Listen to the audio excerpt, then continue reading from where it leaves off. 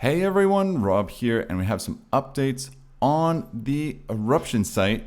First things first, it is open today. So that's open at 9:30 in the mornings, and it is going to be closed at 6 p.m. There are reports that if you are in the eruption site just before 6 o'clock when they close it, they're not going to come and kick you out. But they were saying that it appeared that no one was really there after 9 p.m., which is good news for the police and the search and rescue. So it is open today. Always check the news and various sites to make sure that if you're heading there, it's safe to do so and that it's open. You don't want to drive all the way out there to find that it is closed. Now, the lava flow in the eruption appears to be entirely underground, and the crater basin only acts as sort of this bubbling pot with no real surface flow. We can see that here in the center. The crater is, there's no lava spilling out. It's all going through these underground channels. Now, this is stated in an announcement from the Southerners Volcanoes and Natural Hazards group on Facebook, and it shows that to the west of the crater, there's this big lava pool here that's slowly being fed by this, you can see an arrow here to the left, being fed through there. And then to the south, there's a relatively smooth portion of lava, but it's of course breaking out in numerous places. You can see all of the arrows where it's coming out. Now, the progress of this lava is generally slower than that of rougher direct lava, and this is clearly seen in the 2021 eruption in Geldingadalur. But we're going to have to see how it progresses. Now, today is 2 weeks since the eruption began. It's really amazing stuff. And over the past week, the eruption has been remarkably pretty stable, apart from the occasional deviations where there have been some changes in the crater itself, such as the wall collapsing and so forth. We have here, I'll just push play here.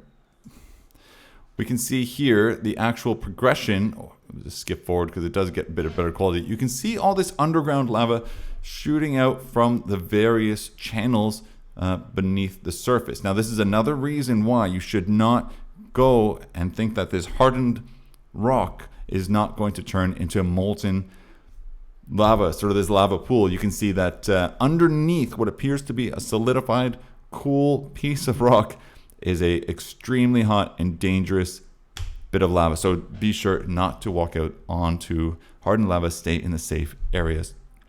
Another thing that we want to mention is that a rescue worker overturned a four-wheeler at the eruption last night. Now, he was taken by ambulance to Landspitali, which is the national hospital. Now, according to the news agency, he was part of the search and rescue team.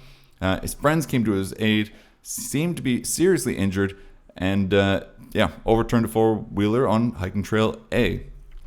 There's no news on exactly how injured this person was, but the reports are saying that the helicopter was not needed to take them to the hospital, and it was an ambulance. So hopefully they have a speedy recovery, and these people are risking a lot to make sure everyone is safe. So again, it's volunteer work for the search and rescue, so we're going to be mindful of all of that. Now, the last thing I want to show you is on Facebook, on one of these groups that I'm in, we have some images of one of the trails, and we can actually see the type of trail. So I'm not going to be able to pronounce your name because it's YVIE, but thank you for posting this. And it was posted just various images of how the trail looks. I know a lot of people are wondering if it's difficult or if it's very rocky, but you can see here through the trails that it's very manageable. It's just time consuming, and it could be a little bit slippery because of the rocks. So you have to watch out for your ankles and things like that. I believe, from this picture here, this is a part of the old trail because she was starting at parking number 1. Great pictures from this pathway, so you get an idea of how that looks. So I just wanted to quickly share that with you.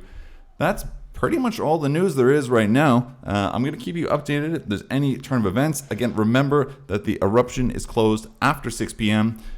There's no official stance if they're going to go and kick you out if you're still there after 6 p.m.